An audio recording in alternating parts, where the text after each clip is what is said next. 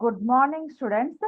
ಎಲ್ಲರಿಗೂ ವಿದ್ಯಾಶಕ್ತಿಯ ಗಣಿತ ವಿಭಾಗಕ್ಕೆ ತಮಗೆಲ್ಲರಿಗೂ ಸ್ವಾಗತ. ನಾನು ಇವತ್ತು 10ನೇ ತರಗತಿಯ ಸಂಖ್ಯಾಶಾಸ್ತ್ರ.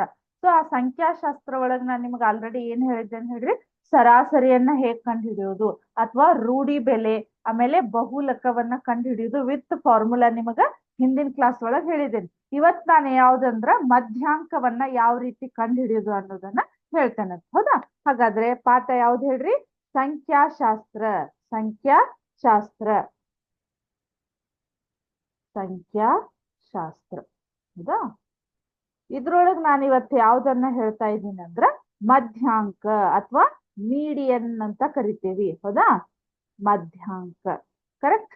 ಸೊ ಈ ಮಧ್ಯಾಂಕವನ್ನ ಕಂಡು ಹಿಡಿಯುವಂತ ಫಾರ್ಮುಲಾ ನಾನು ನಿಮಗ ಫಸ್ಟ್ ಅನ್ನ ಬರಿತೇನಂತ. ಹೌದಾ?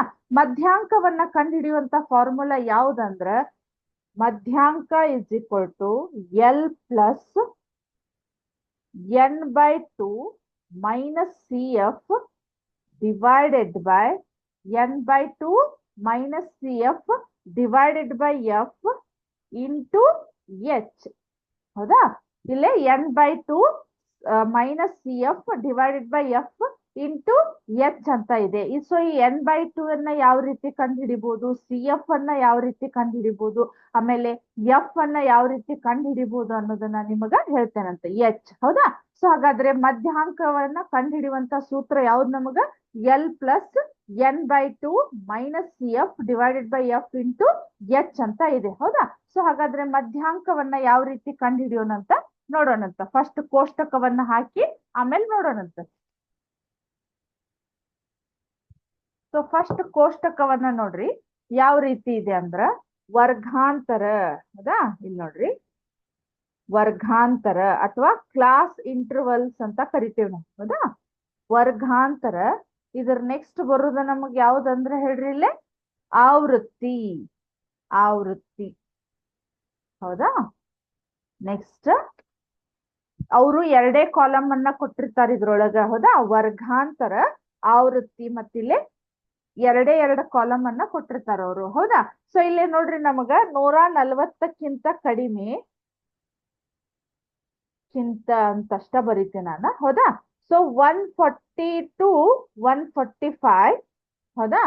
145 to 150, ಆಮೇಲೆ 150 to 155, 155 to 160. ಹೌದಾ? ಆಮೇಲೆ 160 to 165. ಕರೆಕ್ಟ್? 165 ಅಂತ ಇದೆ. ಇಲ್ಲಿ ನೋಡ್ರಿ 165 ಅಂತ ಇದೆ. ಆವೃತ್ತಿ ನೋಡ್ರಿ ಇಲ್ಲಿ 4, 7, 18, ಆಮೇಲೆ 11, ಆಮೇಲೆ 6, ಇನ್ನೊಂದು 5 ಅಂತ ಇದೆ. ಹೌದಾ? ಇದ್ರ ನೆಕ್ಸ್ಟ್ ನಮಗೆ ಇನ್ನೊಂದು ಕಾಲಮ್ ಅನ್ನ ನಾವ ಹಾಕೋಬೇಕು. ಹೌದಾ? ಇಲ್ಲಿ ನಾವ ಹಾಕೋಬೇಕು. ಕರೆಕ್ಟಾ? ಇದಕ್ ನಾವೇನಂತ ಕರಿತೇವಂದ್ರ ಕ್ಯುಮ್ಯುನಿಟಿ ಫ್ರೀಕ್ವೆನ್ಸಿ ಅಥವಾ ಸಂಚಿತ ಆವೃತ್ತಿ ಅಂತ ಕರಿತೇವಿ. ಸಂಚಿತ ಆವೃತ್ತಿ. ಸಂಚಿತ ಆವೃತ್ತಿ ಅಂತ ಕರಿತೇವಿ. ಹೌದಾ? ಸಂಚಿತ ಆವೃತ್ತಿ. ಇಲ್ಲಿ ಏನ್ ಮಾಡ್ಬೇಕಂದ್ರ ನಾನು ಏನ್ ಮಾಡ್ತೇನೆ ಅನ್ನೋದನ್ನ ನೀವು ಸ್ವಲ್ಪ ಲಕ್ಷ್ಯ ಕೊಟ್ಟು ನೋಡ್ರಿ. ಈ 4 ಅನ್ನ ಆಸ್ ಇಟ್ ಈಸ್ ಬರೀರಿ. ಹೌದಾ? ಈ 4 ಅನ್ನ ಆಸ್ ಇಟ್ ಈಸ್ ಬರೀರಿ. ಆಮೇಲೆ 4 + 7 ಅನ್ನ ಮಾಡ್ಬೇಕು. ಕರೆಕ್ಟ್? 4 + 7 ಮಾಡಿದ್ರೆ ಎಷ್ಟಾಗತ್ ನೋಡ್ರಿ? 11 ಆಗತ್ತ. ಹೌದಾ? ಆಮೇಲೆ 11 + 18 ಮಾಡ್ರಿ. ಹೌದಾ? ಇಲ್ಲೇ ನೋಡ್ರಿ 8 1 9, ಆಮೇಲೆ 29 ಆಯ್ತು. ಕರೆಕ್ಟ್? ಅದಾದ್ಮೇಲೆ ಇಲ್ಲಿ ನೋಡ್ರಿ 9 1 10. ಕರೆಕ್ಟಾ? 40. ಹೌದಾ? ಅದಾದ್ಮೇಲೆ 40 + 6 ಎಷ್ಟಾಯ್ತು? 46 ಆಯ್ತು. ಇದೊಂದು 51. ಈ ರೀತಿ ನಾವು ಈ ಸಂಚಿತ ಆವೃತ್ತಿಯ ಕಾಲಮ್ ಅನ್ನ ನಾವು ಹಾಕೋಬೇಕು. ಅರ್ಥ ಆಯ್ತಾ? ಸೊ ಈಗ ಮಧ್ಯಾಂಕವನ್ನ ಕಂಡು ಹಿಡಿಯುವಂತಹ ಸೂತ್ರ L plus n/2 minus CF divided by F into H ಅಂತ ಇದೆ. ಹೌದಾ? ಸೊ ಇಲ್ಲಿ ನನಗೆ ಏನ್ ಮಾಡ್ಬೇಕಂದ್ರೆ ನಾನು n/2 ಅನ್ನ ಮಾಡ್ಬೇಕು.